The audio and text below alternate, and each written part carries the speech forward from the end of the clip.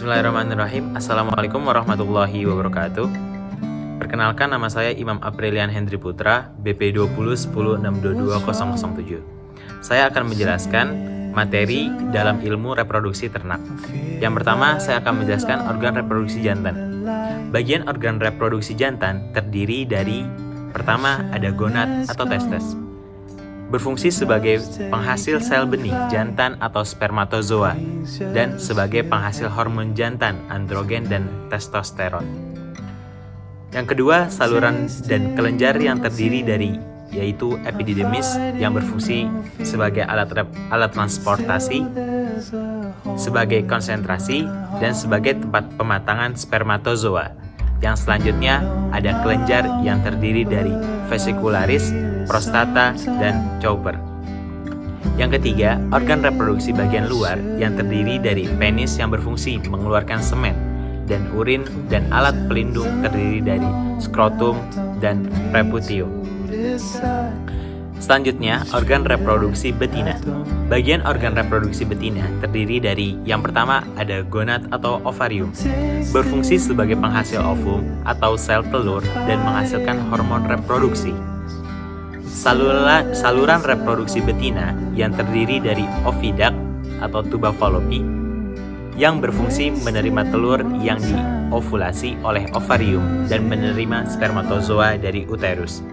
Bagian selanjutnya, uterus terdiri dari satu korpus dan dua kornua yang berfungsi mendewasakan spermatozoa dengan cairan yang dihasilkan pada waktu estrus dan untuk pertumbuhan embrio. Bagian selanjutnya, serviks yang berfungsi menutup lumen uterus supaya tidak memberi kemungkinan untuk masuk jasad renik makro maupun mikro ke dalam uterus. Bagian selanjutnya, vagina yang berfungsi sebagai alat kopulasi dan tempat sperma dideposisikan. Yang ketiga, organ reproduksi bagian luar terdiri dari klitoris dan vulva. Secara embriologi, klitoris homolog dengan penis dan vulva dengan skrotium. Hormon reproduksi. Hormon adalah zat organik yang diproduksi oleh sel-sel khusus dalam tubuh. Berdasarkan cara kerja hormon dibagi menjadi dua, yaitu hormon reproduksi primer dan hormon reproduksi sekunder. Sedangkan menurut susunan kimia, hormon dibagi menjadi tiga, yaitu hormon protein, hormon steroid, dan hormon asam lemak. Mekanis kerja pada hormon protein terdiri dari molekul besar dan hormon tidak masuk dalam sel target, sedangkan hormon steroid terdiri dari molekul kecil dan hormon masuk ke dalam sel target. Kelenjar hormon reproduksi terdiri dari, yang pertama ada hipotalamus. Hipotalamus yang berfungsi menerima informasi dari indera, mengintegrasikan dan membagikan, serta menyalurkan ke alat yang berkepentingan. Hormon hipotalamus terdiri dari oksitoksin, ADH, FSH, RH, dan TRH.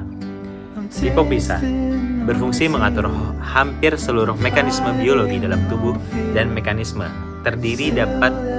tersebut dapat menyelamatkan makhluk hidup.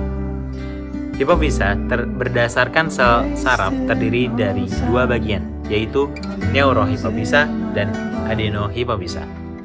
Hormon estrogen berfungsi sebagai mengelola alat kelamin betina, sifat keibuan, kebuntingan, kontraksi uterus, dan relaksasi serviks. Hormon progesteron berfungsi mempertahankan kebuntingan dengan menekan kontraksi uterus dan mempercepat ovulasi bersama LH. Siklus birahi atau estrus. Birahi merupakan saat di mana hewan betina bersedia menerima hewan jantan untuk kopulasi. Terdiri dari 4 fase, yaitu proestrus, estrus, metestrus, dan diestrus. Proestrus adalah fase persiapan. Lama waktunya 2-3 hari. Fase persiapan dengan gejala yang terlihat berupa perubahan tingkah laku, perubahan alat-alat reproduksi seperti peningkatan aliran darah. Yang kedua, estrus adalah fase di mana hewan betina mau menerima pejantan untuk kopulasi. Waktunya 6-30 jam. Tanda-tanda estrus yaitu gelisah, nafsu makan menurun, mendekati pejantan, dan tidak lari jikalau didekati pejantan. Yang ketiga, metestrus adalah fase yang terdiri dari Fase yang terjadi setelah estrus. Waktunya 1-2 hari. Tanda-tanda masih terdapat sisa-sisa tanda estrus, sehingga sukar dibedakan dan betina telah menolak pejantan untuk kopulasi. Yang keempat, diestrus adalah fase yang ditandai oleh tidak adanya kebuntingan, 16-19 hari. Tanda-tanda tidak ada aktivitas kelamin dan hewan menjadi tenang. Selanjutnya, hormon yang berperan dalam siklus estrus. FSH-RH pada GnRH1 merangsang pelepasan hormon GTH1 atau FSH dari kelenjar hipofisa. Yang kedua, GRNH2 LH-RH merangsang pelepasan hormon GTH2 atau LH dari kelenjar hipofisa. FSH merangsang pertumbuhan folikel pada ovarium sehingga menjadi folikel degraf atau folikulogenesis atau oogenesis.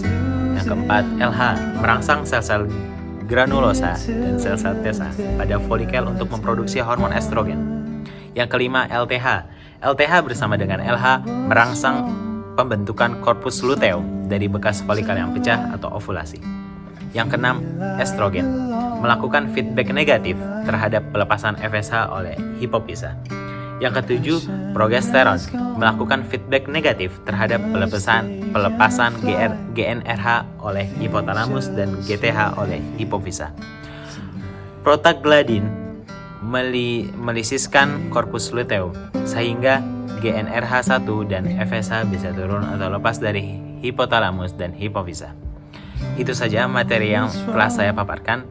Mohon maaf jika terdapat kesalahan. Terima kasih. Wassalamualaikum warahmatullahi wabarakatuh.